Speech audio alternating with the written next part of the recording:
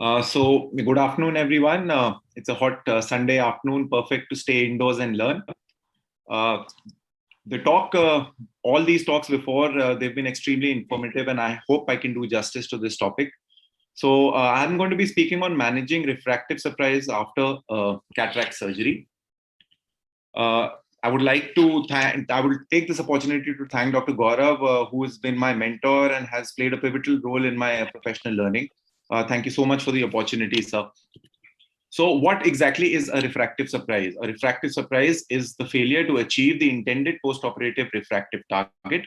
It can cause anisometropia or dominant switch as well, as it is a source of patient dissatisfaction due to the unmet expectations. But the times have changed now. With the evolution of precise technology, what we used to consider refractive surprise years back, now the definition has completely changed. Now, even a residual refraction of more than 0.5 spheres or an astigmatism of more than 0.75 diopters may be considered a refractive surprise, whereas 10 years ago, maybe this was not. So now what next? An unknown error has occurred. So what is it that we're going to do next? We need to don the detective hat and we need to look for clues because it's a big part of management lies in finding where the error is. We need to make sure that we plan for the unplanned. So the sources of error can lie either in your planning, your measurement, or your execution. So errors in planning, if you're not implanted the correct lens into the correct patient, that sometimes happens in a busy OT. Haven't used the correct IOL formula. In specialized, you tend to go wrong when there are long and short eyes. Dr. Rishi covered that very well, which formula to use to get bang on results. Error in data insertion and a previous refractive surgery. Again, this is a tricky topic, and previous refractive surgery patients, we tend to get the calculations wrong, despite all the ASCRS calculators that have come in and given us, great results. Errors in measurement, errors possible in contact biometry due to the excess indentation of the cornea. Compression of 0.5 millimeter can have an error of 1.25 diopters. Off-axis measurement, if the probe is not perpendicular, it can cause an error. A 0.5 millimeter of axis can have an error of a plus 1.25 diopters. Always measure both eyes, and if the difference between the two eyes is more than 0.3 millimeters, then you have to repeat the measurement. And it's not just in contact biometry. You can also have errors in your optical biometry or your optical topography reading that you're taking. So what can go wrong here is just the position of the chin. So this is an example that we took. So the the chin is placed in one position. Now, if there is a head tilt, it can, we see in these readings, it causes a 1 diopter in magnitude difference and a 10 degree in axis, which can make you go way off. Next is, of course, errors in execution. Retained lens there, then that can cause a refractive surprise, a retained OVD, a decentered IOL, all these things. There's another thing important is the capsular back distension. This may be seen in a few cases, and what this does is that there is a fluid accumulation behind. You need to YAG these patients as soon as you detect them. So once you have detected where the error lies, you need to don the hat of Dr. Fix and make sure that you deliver on patient satisfaction. So where do we begin? First step is your counseling. So whatever you have promised the patient preoperatively, as we have heard in this talk, do not ever say to the patient that I'm going to make you spectacle independent. So you talk to the patient, you talk about the profession of the patient, you see what the needs of the patients are, and never ever say that you're guilty. I mean, you of course need to inform the patient that a refractive surprise has occurred, but you should not be admitting to any guilt that this thing has gone wrong, and because you can easily fix it. So next, how do you make a decision? So making a decision depends upon when do you actually detect that refractive error has occurred. Do you detect it on post-operative day 1, 14, or maybe even 2 months after surgery? Also, it depends upon whether it is your patient or the patient has come from elsewhere.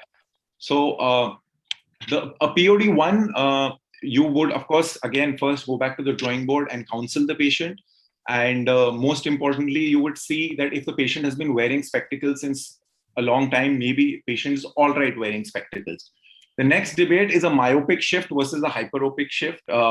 So here, the thing is that if it's a hyperopic shift, it needs immediate attention. Whereas if it's a myopic shift, we can always look at the contralateral eye. If it's a cataractous eye, then we can plan the surgery for the next eye and give monovision to the patient, and the patient can be happy.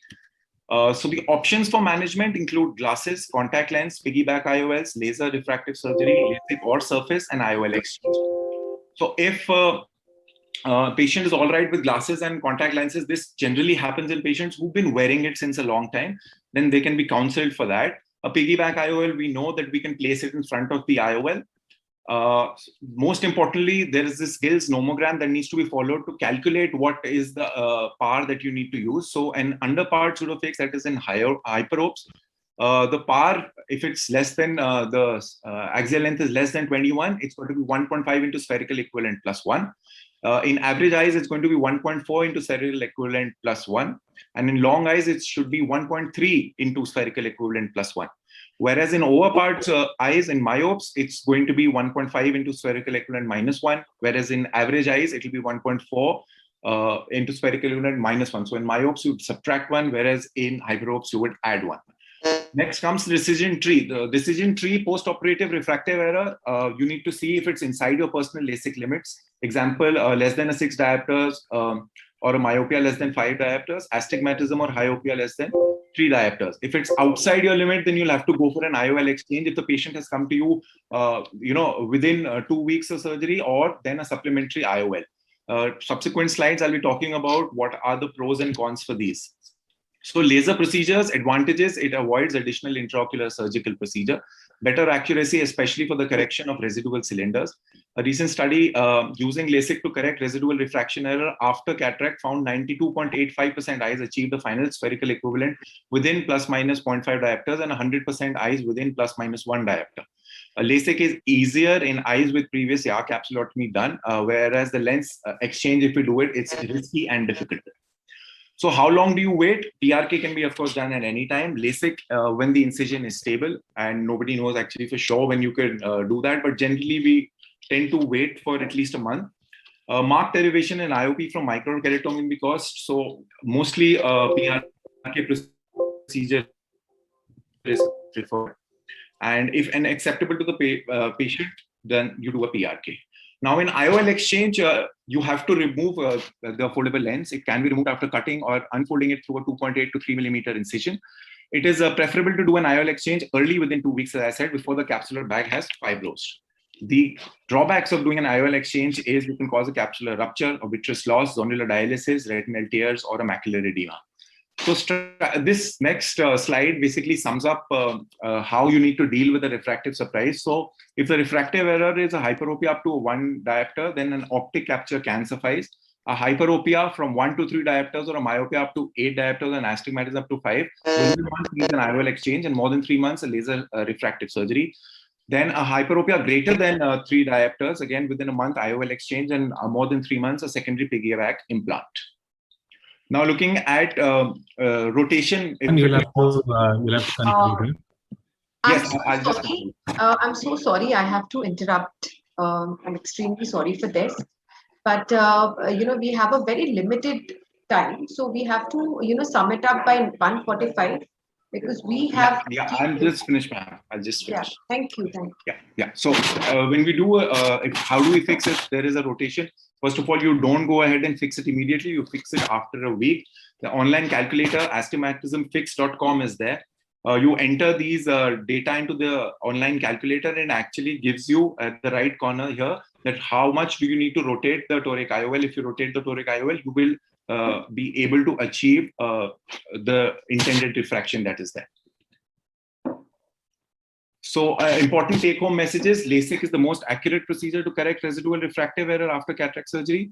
Lens-based procedures such as IOL exchange or piggyback lens implantation are also possible alternatives in cases with extreme ametropia, corneal abnormalities, or in situations where excimer laser is not available, and piggyback IOL is a safer and more accurate method than IOL exchange. Thank you.